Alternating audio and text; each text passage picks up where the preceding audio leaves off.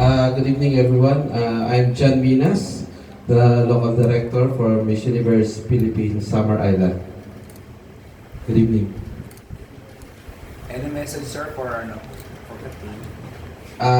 For Catherine, my message for her is always have faith, and I know Catherine will do the best. Tsaka nakikita ko sa kanya bilang isang waray nun na babae, permila na ato. Palaban.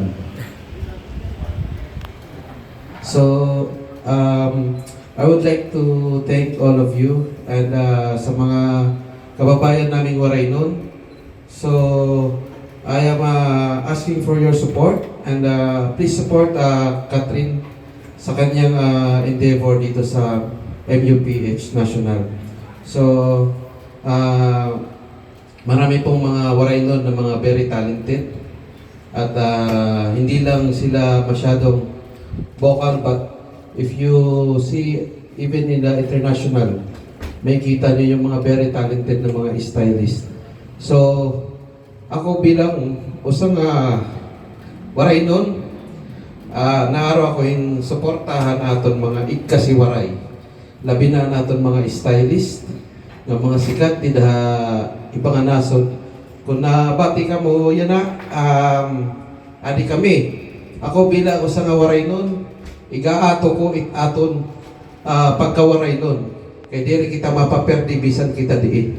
Maaram ako, kita, permila kita na nalilimbaso. Yan kita, permila kita, bisan la kita ginuubos, permila kita nga naato. Damo nga salamat. Sir, may tanong na ako sa inyo. What made you decide to franchise the Miss Universe? One thing na nakita ko kasi maraming talented po sa lugar po namin sa Samar.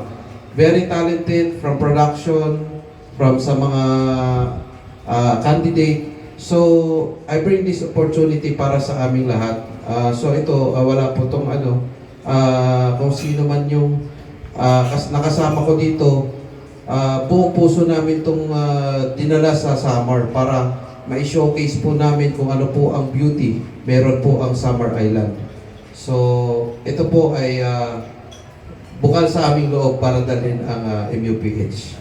Are you the one who decide to choose the designer for her outfit? Are you the one who decide? I have the team that will decide to choose the designer. Catherine, ano nang masasabi mo sa iyong provincial director?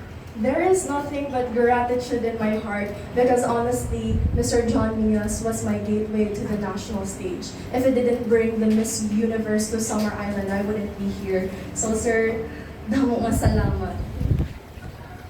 Ang galing-galing mo sumagot. Thank you so much.